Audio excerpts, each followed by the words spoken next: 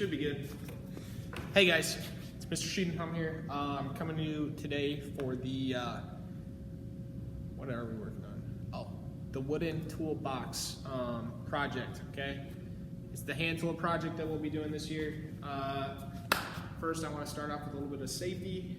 When I'm in the wood shop, I always have my safety glasses on. It's very important. Your eyes are very important.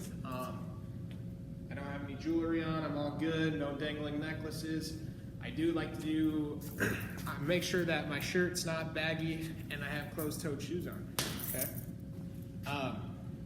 But let's get to the project.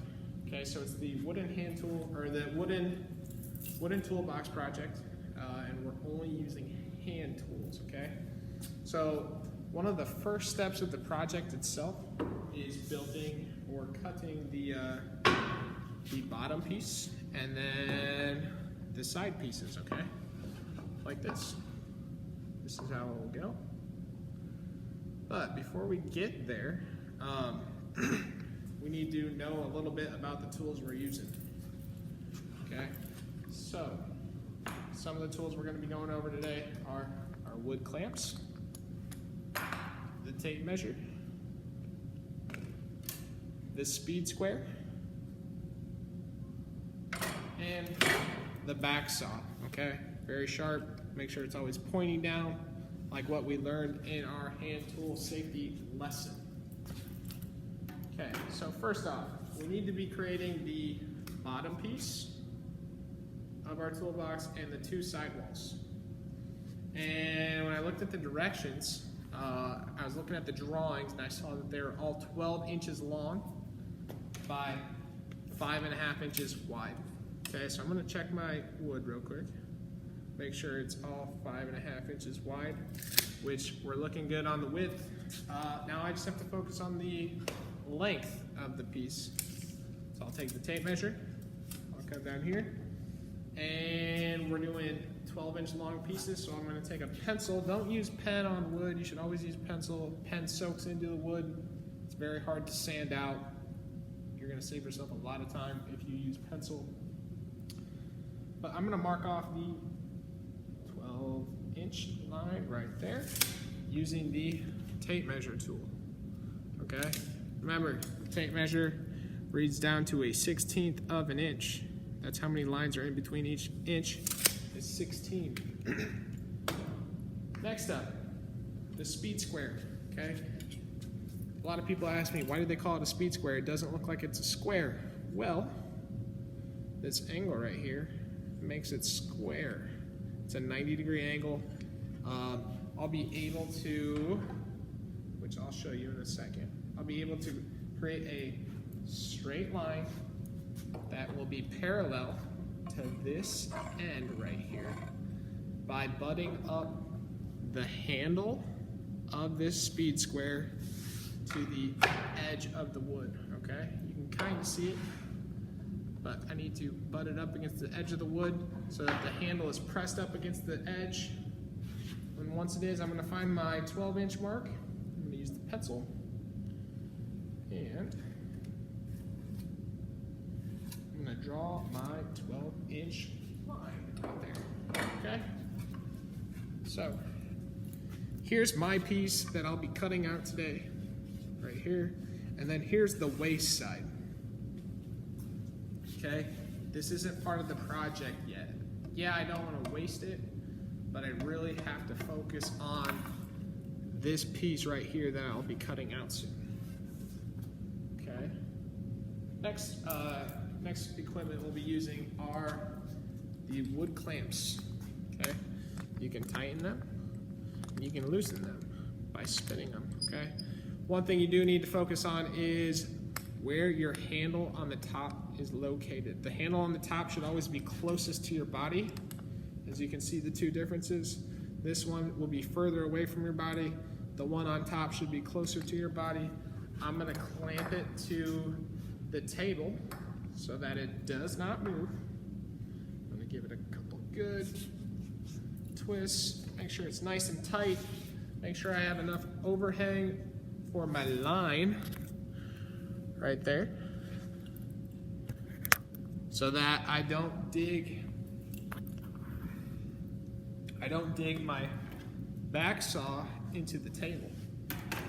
All right, now I'm gonna get my next wood clamp right here. Make sure the top handle is closest to me. I'm gonna clamp it onto the table itself, get it nice and tight, and we're good. My workspace is set up, my workpiece isn't going anywhere when I move it, it's nice and tight to the table, should be good to go. Next tool is the back saw, all right? You're gonna see all these very, very, very small teeth. They're very sharp. We don't wanna touch those with our hands, okay? We wanna make sure when we're carrying this around the shop that it's pointing downwards and you're not harming anybody else, okay? One thing you need to focus on is starting the kerf. The kerf is basically the indent and the sawdust that these teeth are gonna create once you start cutting your line, all right? It's very important that when you line it up, that your saw blade is on the waist side of the project. So waist side would be the part that you're just not gonna be using for a piece yet. And I know this is my 12-inch piece right here. Kind of hard to see. I wish I had a cameraman with me, but I don't. We're gonna have to make do. I'm gonna line it up on the waist side, and what I'm gonna do is I'm just gonna drag it back. But before that, you're gonna see I'm a righty, so if you're a lefty, whatever your dominant hand is, you want that inside the handle. Then your other hand should be on top, helping out, okay? And what I do is I'm gonna drag it back. Drag it back so I just start a little notch right here, and I'm gonna drag it back again. Okay? Now you're gonna notice my first one, it's gonna be angled this way, just to start it. Just so I have a guide for my blade to sit in, because it is very hard to cut straight lines with a back saw. All right? But once I have that groove, you're gonna notice I'm gonna go from here to there. Okay? Basically, all the teeth will be on the wood. But I gotta get it started.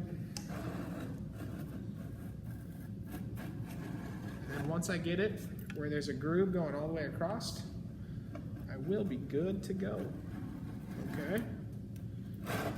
Now, another tip you don't want to have happen. You don't want to apply so much pressure to where you can barely move the blade. Okay? You want to let the teeth do the work, which means don't apply that much pressure and let the teeth do the work itself. And you're going to see I can start moving it because I'm not pushing so hard down on the back saw.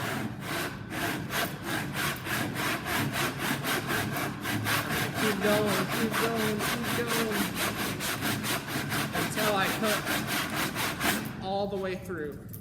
I'm not going to cut all the way through for this video, but you want to make sure you don't break it off, or else there will be a chip. And chips are not good for a project, right? So today, what we covered, here, let me see, is we got the back saw, we have the tape measure, we have the speed square, and I'm gonna flip this camera around, hopefully, nope. We have the wood clamps, okay? And that's step one of the project. Here's the shop, by the way. This is what I like to call home in here. Can't wait to get all the students back in here working. But for now, good luck. If you are doing the cardboard project, let me know how that is going. You're using the same dimensions on that project itself. And you're cutting out, and you're basically doing the same process as just without hand tools. You'll probably be using scissors. All right.